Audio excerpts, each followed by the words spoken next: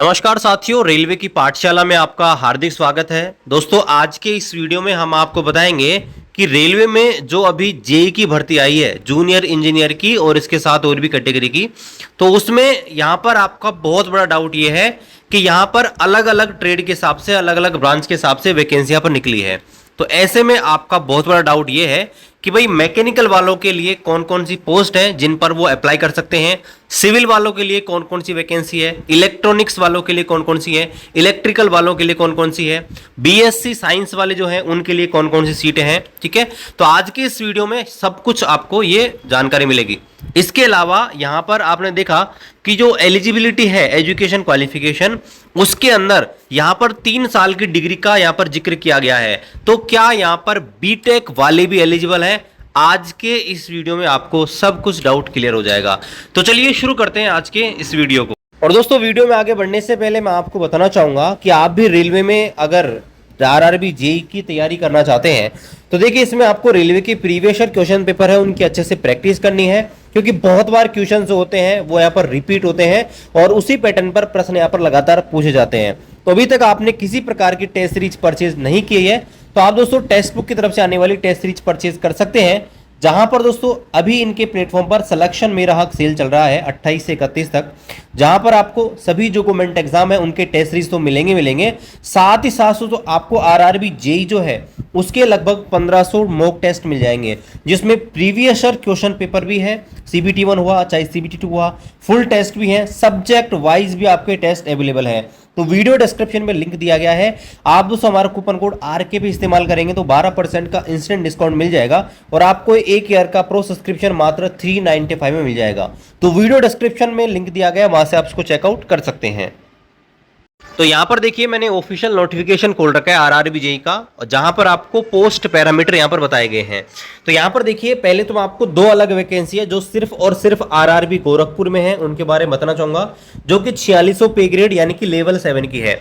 और यहां पर दोस्तों आप देखेंगे तो इनमें बिल्कुल ही अलग डिग्री मांगी गई है। ठीक है, यहां पर ये जो भर्ती है उनमें आपके ना आप इलेक्ट्रॉनिक्स वाले हैं, चाहे इंजीनियरिंग वाले हैं, चाहे मैकेनिकल वाले हैं, चाहे आप सिविल से हैं, कोई भी अप्लाई नहीं कर सकता। इनके लिए स्पेशल यहां पर टेक्निकल डिग्री मांगी गई है, जो यहां पर आप देख सकते हैं। जैसे अगर बात करें केमिकल सुपरवाइजर, तो इसके अंदर जो केमिकल टेक्नोलॉजी है, अगर उसमें आपके पास डिग्री है तो आप दोस्तों अप्लाई कर सकते हैं।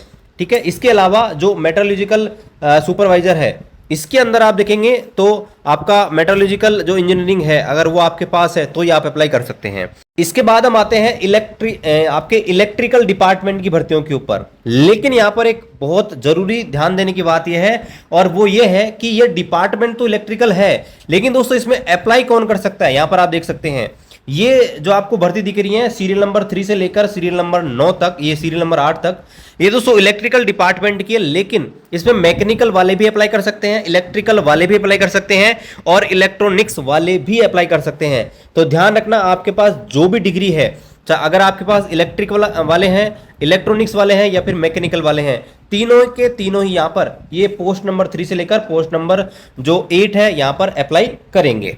इसके अलावा बात करते हैं सिविल इंजीनियरिंग की। तो यहां पर देखिए, सिविल इंजीनियरिंग जो है इनमें सिर्फ सिविल वाले ही यहां पर अप्लाई करेंगे, ये चीज आपको ध्यान रखनी है। जो आपका पोस्ट नंबर 9 से लेकर आप देखेंगे तो पोस्ट नंबर 9 से लेकर पोस्ट नंबर 14 तक है, तो ये सिविल वाली सारी भर्तियां हैं जिन पर सिर्फ और सिर्फ सिविल इंजीनियरिंग वाले भर सकते हैं।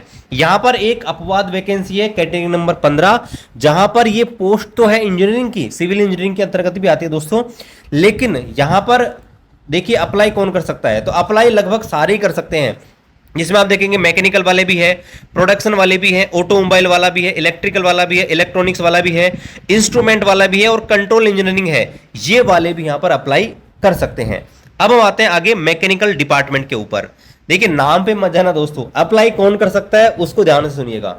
यहां पर देखिए, जो आप ये देख रहे हैं कैटेगरी नंबर 16 से लेकर आपके कैटेगरी नंबर 23 तक, ये जो पोस्ट है इन पर देखिए है ये दोस्तों मैकेनिकल डिपार्टमेंट की, लेकिन कौन अप्लाई कर सकता है, जिसके पास भी मैकेनिकल, इलेक्ट्रिकल, इलेक्ट्रॉनिक्स, मैन्युफैक्चरिंग, यहां पर आप देख सकते हैं ये सारी जो भी डिग्री या डिप्लोमा जिनके पास भी है, यानी कि कम से कम 3 साल की डिग्री जिनके पास भी है, वो दोस्तों इन पोस्ट में अप्लाई कर सकता है। आगे आते हैं दोस्तों, यहां पर हम कैटेगरी नंबर 23 के ऊपर। कैटेगरी नंबर 23 जो है ये है आपके बीएससी वालों के लिए, यानी कि साइंस वालों के लिए। और इसको भले ही मैकेनिकल डिपार्टमेंट में डाल रखा है, लेकिन मैकेनिकल वाले अप्लाई नहीं कर सकते। इसमें अप्लाई कौन कर सकता है? जो भी कैंडिडेट यहाँ पर बीएससी किया हुआ है, यानी कि फिजिक्स और केमिस्ट्री जिसके पास सब्जेक्ट है और 45% मार्क्स होना जरूरी है, वो दोस्तों यहाँ पर अप्लाई कर सकता है आपका कैटेगरी नंबर 23 में।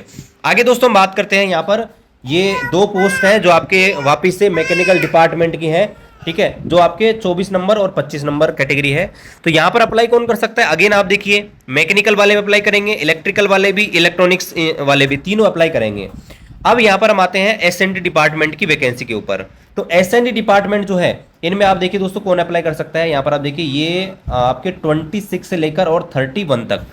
तो यहाँ पर देखिए जो भी कैंडिडेट जिनके पास भी डिग्री या डिप्लोमा है, किसके अंदर? Electrical, electronics, information technology, communication engineering, computer science engineering, computer science, ये यहाँ पर देखेंगे तो ये सारे के सारे यहाँ पर एलिजिबल है।